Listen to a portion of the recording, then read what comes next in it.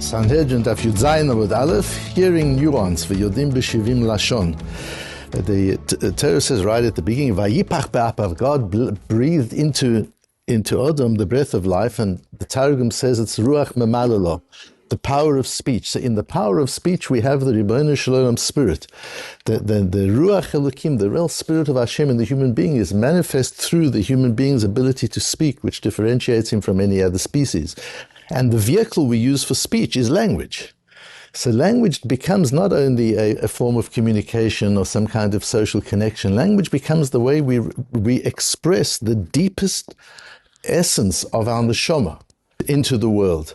And it's such a tragedy that more emphasis isn't placed on language in the religious school system, in the yeshivas, the ability to use language correctly and accurately. And we'll see today from understanding one word in Rabbeinu Hananel how important language is in order to understand the Torah, to understand one another, in order to articulate, in order to express. Without language, it's very difficult to do so accurately. The Gemara says, Omer Rabbi Yochanan, Ein moshivin b'Sanhedrin, you can only put in the Sanhedrin people who are baalei koma, they need to be tall. Each of these would be an interesting shir on their own, but we only have time to focus on one. Uvalei chokhmah, they have to have wisdom. Uvalei mareh, they've got to be handsome, they've got to have charisma. Uvalei ziknan, they've got to be mature, they've got to be older. Uvalei kshafim, and they need to know witchcraft so that they can understand and manage. That's also a whole discussion on its own. Vide'im b'shivim lashon, and they need to know the 70 languages.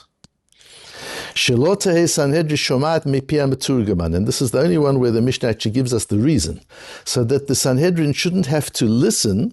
According to Rashi, it's talking about eidus. He shouldn't have to listen to evidence through an interpreter.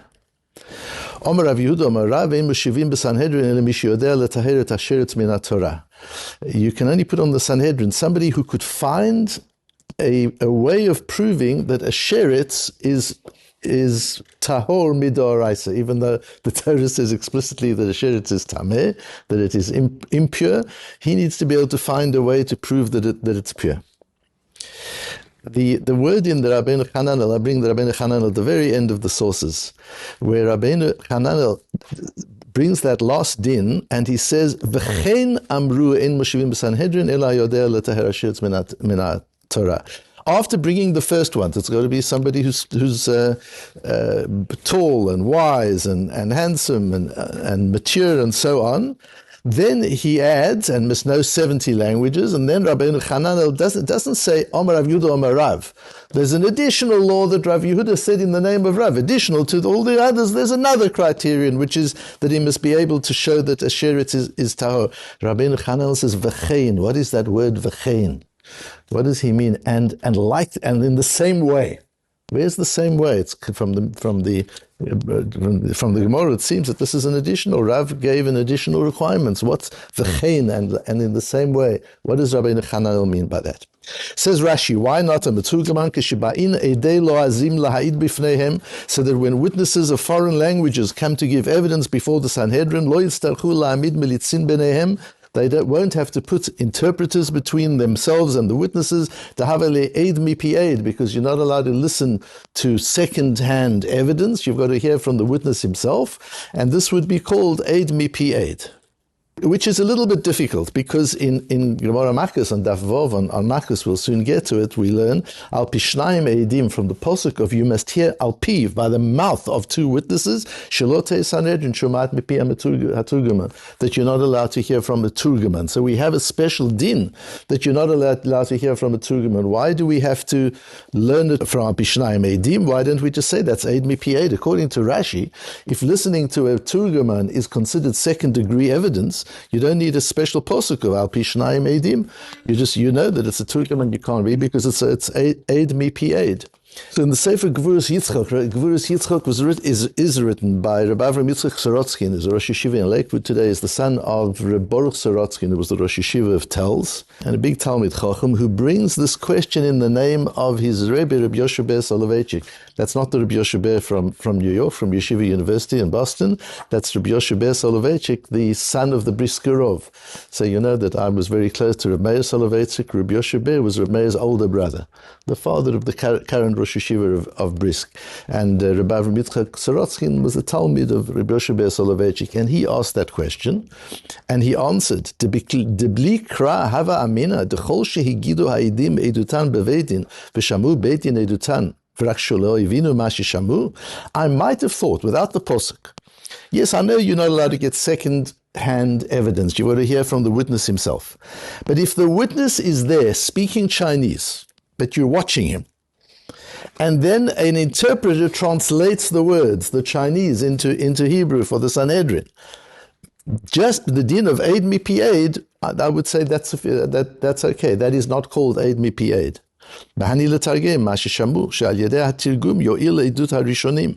Because you heard the evidence, you just didn't understand it. Now you understand it because you had an interpreter, so you've got everything. So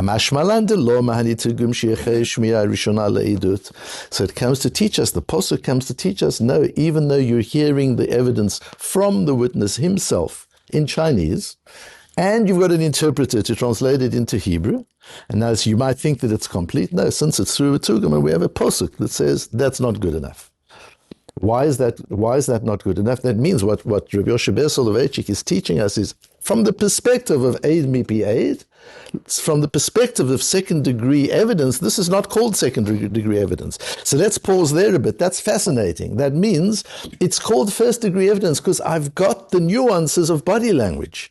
I'm watching him speak. That's the difference. I can see him, I can see his face, I can see his hands, I can see his movements, I can see as he's talking, I can watch him. It's just the language I don't get. So the language comes, I'm given the language separately through the Meturgaman. What would be so bad, what would be so wrong with that? Essentially, I would have thought that's fine. I do think that's fine. That's not called aid mipi aid. So it's interesting, there are two parts to hearing. There's understanding the words. The Telzerov used to say, understanding the words of anything is the chomer, it's the material, it's the raw material of the idea. But then there's the tzura, then there's the inner meaning, the deeper meaning, which you've got to be able to understand. And that you can only understand when you're watching the person. You can only understand when there's a transfer of energy. And you're able to feel the energy of the person speaking, then you can get some of the tzura. And now you're missing the chomer, so you'll get the chomer from the Meturgaman. Comes the posuk al pishnayim edim to say, no, even a Meturgaman is not in order. Why not? What do we learn from that? What is missing?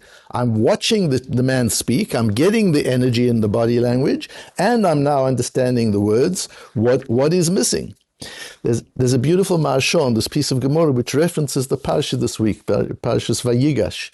And he says that when Yehuda comes and says to Yosef, Yedaber na avdecha beoznecha, let me now speak in your ear. What he's saying is, get the Meturgaman out of the way. Yosef, we know who you are, not that we know that you're Yosef, but we know that you're a very powerful person. And it says the Mashol Fish Ad kan diber imo al yedei melitz kemo shakadav ki hamelitz benotam v'aken amar Yehuda ata shebata bedin imanu. Now that you're coming to din Torah, you're coming to a court case, you're holding us responsible for theft, and you're accusing us of theft. ידבר נא עבדך דבר באוזני אדוני, שלא תשמע עוד מפי המליץ ומתורגמן, so that you don't listen through an interpreter, listen to me. כי המתורגמן לעולם אי אפשר לדבר ולהמליץ כל דבר הצריך שאמר להבעל דין. Because an interpreter can never convey the full meaning of what the Baal Din is actually saying. So here we're talking not about the Eidim, but about the Baal Din. Let me speak davar, davar velo chatzi davar. I want you to hear everything, not part of what I'm saying. Through an interpreter, you'll hear part of what I'm saying. Shal yedei aturgaman lo tishma rak chatzi davar. That's the nature of a Turgaman, because it's a different language. No matter how accurate the Turgaman is, no matter how honest he is, it's a different language. And one language cannot fully transmit the total inner meaning of the other language. You're missing something. And so the problem with the Turgaman is not even accuracy, it's not information. You've got all the information. And you've got the body language, because you were watching him give his evidence in Chinese. But the Hebrew version does not fully convey the meaning of the English version, because it comes from a different cultural perspective. The Tel Zorov explains that these Shivim Loshon, these 70 languages, are 70 different cultural perspectives on different facets of an idea. It's not just the languages. Each culture has a different way of looking at the languages. And that's why it says that in the beginning of Dvorim, Hoyel Moshe Be'eres Divrei Torah Azos, when Moshe started explaining the Torah, and Rashi brings the Medrash, B'shivim Loshon, in 70 languages. Why does he have to use 70 languages, asks the Tel Zorov. He's talking to the Jewish people. They only speak one language. What does he need to give the Torah in 70 languages to the Jewish people? Why does he have to do that? You want to send out on the internet translations, you'll send out translations, but you're giving a shir to your own nation. Why in 70 languages? It's not 70 languages. He conveyed 70 different perspectives that are only evident in each of those languages. Because if you read the Torah in Chinese, and you read the Torah in French, and you read the Torah in Spanish, you get slightly different perspectives on it. And all those perspectives are valid. And Moshe was able to bring the full 70 facets of understanding because of his knowledge of those 70 cultural perspectives represented through those languages. And so here the Marshal says a Turguman, what we learn from this is a Turguman, it's not about accuracy of translation. No translation can ever do justice to the original. And that's why the Sanhedrin needs to be able to understand the original, and that we learn from Al Pi Shnayim Eidim. You need to hear it from their mouth, and you need to be able to understand it. The Rambam is interesting. The Rambam brings this halacha in halacha Vov of Perik Beis of Hilchos Sanhedrin, and he starts that halacha by saying, just as you can't have a mum in the guf, you can't have an imperfection in the body of a member of a Sanhedrin, so you can't have various other mumim as well. And that's where he brings, he's got to be good looking, he's got to be tall, he's got to be this, that, all these dinim that we have here. And in that same halacha, he brings the din of 70 languages. That means the Rambam learns that not mastering language, at least let's say that before we come into 70 languages, a lack of mastery of languages is a mum. It's a flaw, it's a fault in the person.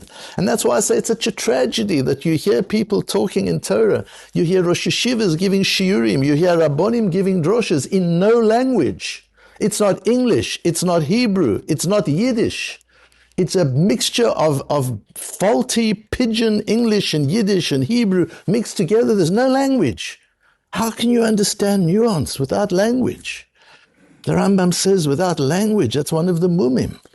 And the Rambam uses an interesting loshon here, and he says, after bringing all the others, tzorich lishtadel, livdok, lechapes, etc., v'shiyidu berov halashonot. He says, and they should know most languages. They should have a knowledge of most languages.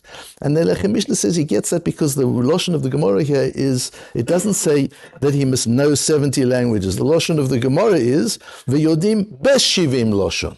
So it says the Lechem Mishnah, that means you need to know among the 70 languages. You don't have to know all of them. But I want to learn a little bit differently. That b'shivim Lashonis doesn't mean, if we translate it accurately, what does that mean? ויודעים, and they need to understand בשבעים לשון, in 70 different ways. They need to understand all the nuances. It doesn't say ויודעים שבעים לשון. So ויודעים בשבעים לשון. They've got to be familiar with the 70 different languages, the different cultures, the different ways of seeing the world, the different ways of expressing oneself. There needs to be linguistic mastery of some degree in order to be able to truly understand. That's what somebody in the Sanhedrin needs to have. Otherwise, there's in fact a mum. And it's not just knowing the languages, being able to read it in different languages. The Gemara asked in Menachos about Mordechai, that he knew 70 languages. Ask the Gemara, but the whole Sanhedrin knew 70 languages. What's special about Mordechai? That this is a requirement of the Sanhedrin. And the Gemara answers, Ela have a bayil lishni v'darish. It's not that he knew 70 languages. Anybody can know 70 languages. That's not a big deal. Mordechai could blend the languages, and he could create new literature. He could be doresh. He could take ideas and express them using different languages in different ways. He understood those languages so completely and so absolutely. And so what we're understanding here in this din that we've got in our Gemara, Amar Rabbi Yochanan, what we're learning is there's a need for mastery of nuance. Things are not just black and white. Things are not just yes or no. Things are not binary. Things are not either kosher or osur. And to understand nuance, you're listening to a baldin, you're listening to somebody giving a taina, making a claim in Beis Din. You're listening to witnesses giving their evidence in Beis Din. On the basis of that, you might put a person to death. You need to understand every nuance of what that person is saying. For that, you really need to understand language. Yes, you need to see the person. There needs to be body language. Yes, you need to get the energy of the person. But you also need to understand the language that the person's talking in. You've got to understand language. It's not just that you've got to understand the language. It's בשבעים לשון. You need to understand the cultural and linguistic complexity of people. And you need to be able to see those nuances. That's what ויודעים בשבעים לשון means. And that's why Rabbi Lapin adds the v'chein amru. So what have we just said? You've got to understand 70 languages so that you've got the nuances, says Rabbi Lapin. And the addition of Rav is that you need to understand nuances not only in what the aid is saying, you need to understand nuance in halacha. It's not just black and white halacha. You need to be able to take a sheretz and find it's not so simple that a sheretz is tameh. There are different angles and different facets. Just as you need to understand facets of language, you need to understand facets of halacha. Don't let halacha be black and white, yes or no, kosher treif. That's not what halacha is. You need to understand the full spectrum of possibility in halacha so that you can navigate to the right conclusion. Without that full spectrum, you don't have it. And so with language, you need to have a spectrum. You need to have some mastery. And so once again, the importance of language, the tragedy that language has been lost in Torah education, and that B'nai Torah and the Rabbonim and Rosh Yeshivas are speaking in a language that has never been heard before. When we used to listen to Rabbi Yoshe Ber Soloveitchik, you can listen to his shiurim online. Rabbi Yoshe Ber Soloveitchik, when he used to speak in Yiddish, anybody could understand the Yiddish. It was so beautiful. It was literally poetic Yiddish. And when he would speak in English, he would speak with a heavy Lithuanian accent. But the English was just so masterful. And when he spoke in Ivrit, the Ivrit was so masterful. And I learned in Gateshead, and to today's Rosh Yeshiva, Rabbi Avram Gurvitz used to give a shir in Yiddish, but what beautiful Yiddish. You couldn't help but understand it. Rabbi Baruch Mordechai Ezrachi would give a shir in Hebrew. It was poetic Hebrew. It was oratory Hebrew. That's all gone. Listen to shirim today. You don't know what language they're talking. It isn't proper English if they're speaking in English. It isn't proper Hebrew if they're speaking in Hebrew. It isn't proper Yiddish if they're speaking in Yiddish. It's this pigeon mixture. And you lose nuance, you lose accuracy. You lose the power to inspire if you don't have mastery of language. So important for all of us to watch, to make an effort. You need to read, whatever your language is, read a lot of English if you speak English. Read a lot of Ivrit if you speak Ivrit. Read a lot of Yiddish if you speak Yiddish. It doesn't matter what the language is, but master language so that you know your own language really well and you have a yediyah b'shivim lashon. You also have some kind of understanding of how other languages see and understand the world, so as to broaden one's capacity to understand and to broaden one's capacity to express oneself.